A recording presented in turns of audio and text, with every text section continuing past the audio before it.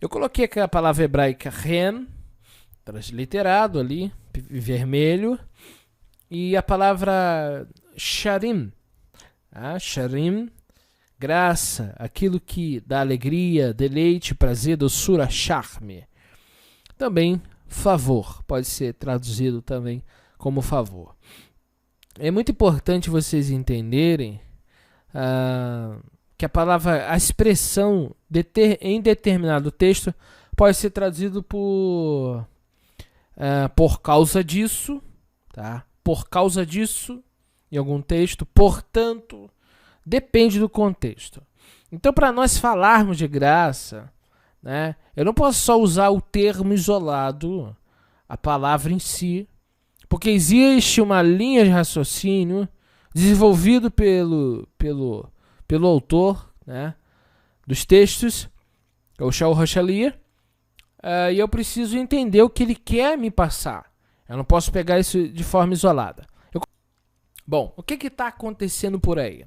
Está acontecendo que algumas pessoas, por falta de conhecer, de entender a real proposta do autor, que foi Shaul Rochalia, elas desconhecem o sentido que Paulo está querendo dizer aos ouvintes e que de fato a Bíblia vai falar.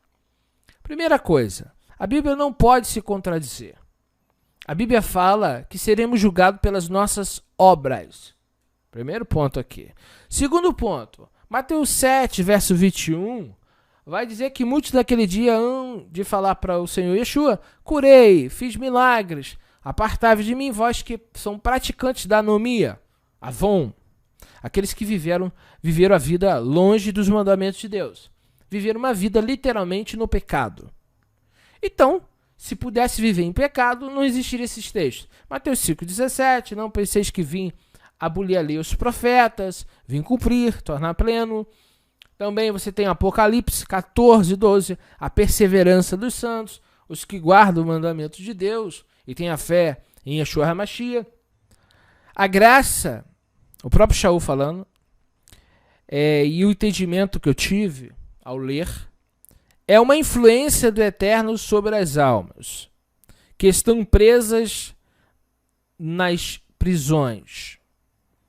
Existe uma intervenção do Criador sobre o ser humano, lhe favorecendo. Libertação, algo que por si só o homem não pode obter. E aí entra a própria história de Shaul Rochalia. Shaul recupera a visão e aí, do dia para a noite, com uma ação divina, ele abre os olhos e consegue enxergar. E aqui entra a linha de raciocínio da graça. Aqui entra a teologia, vamos dizer aqui. Vós estavais mortos em vossos delitos e pecados. Eu vou usar o próprio Paulo como exemplo, que antes de conhecer Yeshua, era teimoso, era um judeu. Ele não era, vamos dizer assim, um gentio, um goi, alguém que desconhecia sobre o Eterno. Não, ele não era leigo nesse assunto. Mas ele estava morto em delitos e pecado. E aqui Paulo vai desenvolver uma linha de ideia sobre a graça que ele quer expressar, que é mal compreendido nas igrejas evangélicas. E é, portanto, muito importante você entender e prestar muita atenção. Neles vivíeis em outrora, vivia o que? Pecando, conforme a índole deste mundo, estou usando a Bíblia de Jerusalém, conforme o príncipe do poder do ar, o espírito que agora opera nos filhos da desobediência. Então, os judeus que não se arrependeram. Com eles, nós também andávamos outrora nos desejos da nossa carne, satisfazendo a vontade da carne e os impulsos, e éramos por naturezas, como os demais, filhos da ira. Mas Deus, que é rico em misericórdia, pelo grande amor com que nos amou, quando estávamos mortos em nossos delitos, nos vivificou juntamente com Cristo, e aqui entra a questão da graça. Então vamos entender, pela graça foste salvo, e aqui é o momento que entra a expressão graça. Graça, então, é traduzido como favor. Favor para quem? Para quem estava em pecados e delitos. Para quem era mandado pelo pecado. A pessoa não tinha domínio próprio. Vivia se satisfazendo a índole deste mundo.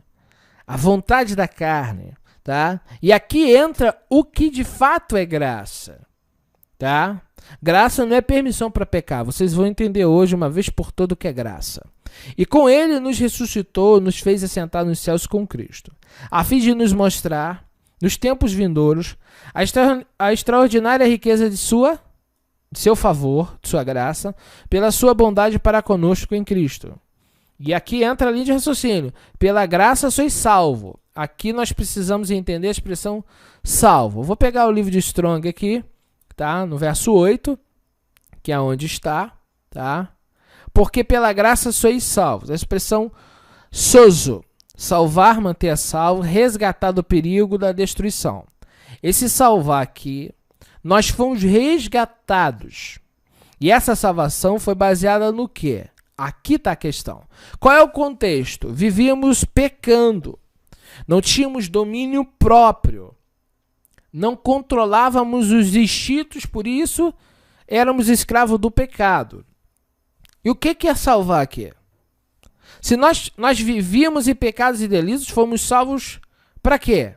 Vamos entender. Mediante a fé. A palavra fé, pistes, significa emuná, firmeza. E isso não vem de vós, é dom de Deus. A expressão dom, doron, também significa presente. Então eu posso traduzir. Mediante a firmeza, isso não vem de vós, é um presente de Elohim.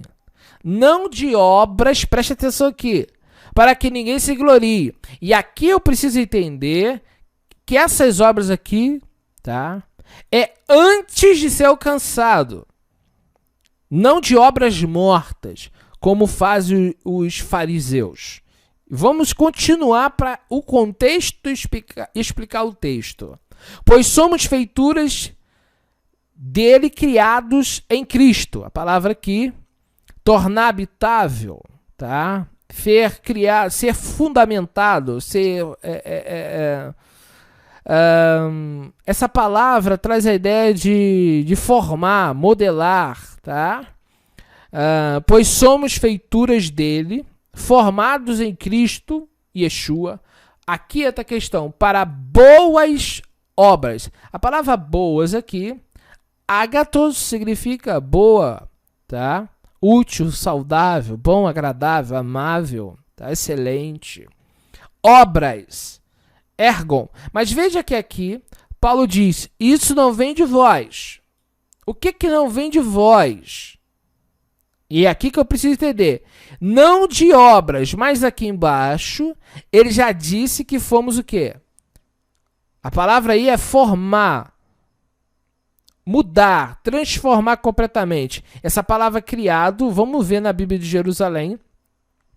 Pois somos criaturas dele, criados em Cristo para as boas obras. Aqui está uma tradução diferente.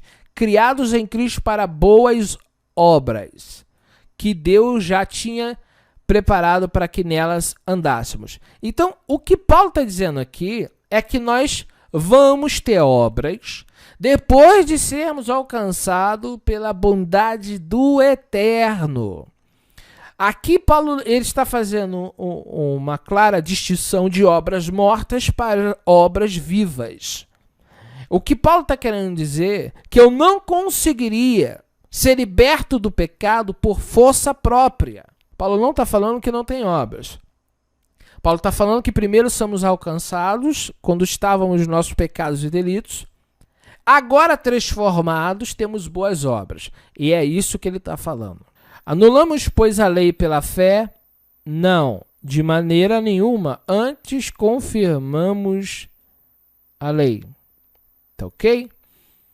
É muito importante entendermos que o Shaul HaShalom não está falando que a lei foi anulada.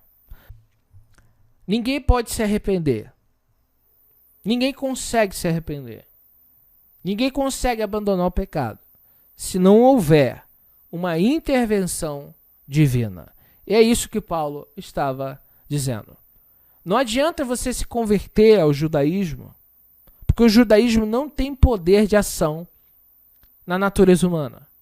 O judaísmo é uma religião que fala de Deus, que é do povo de Deus, mas o próprio povo de Deus precisa também desse dom de Deus, esse presente de Deus. Então o que Paulo está querendo dizer? Quem está falando ali era um fariseu. Alguém que pertencia a uma seita judaica da época, uma denominação da época, e que com muita clareza ele está dizendo o seguinte: olha, você tem que ter obras. Ele deixa muito claro ali. Você não pode viver pecando. Eu li os textos aqui. Agora, como que eu não vou conseguir... como que eu vou conseguir parar de pecar? Como que eu vou conseguir dominar minha natureza?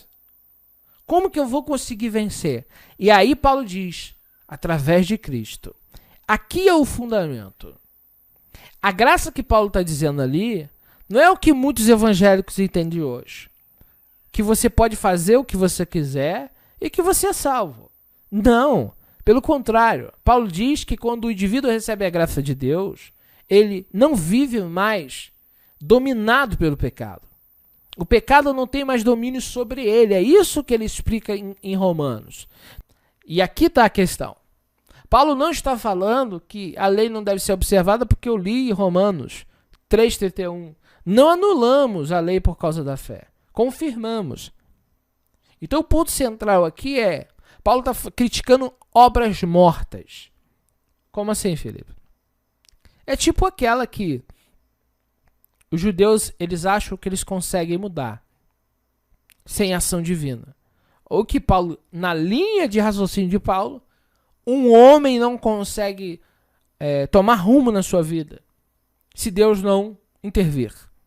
Então, graça traria-nos ideia de uma intervenção divina sobre o pecador, tirando ele da rota do erro e colocando na rota da justiça.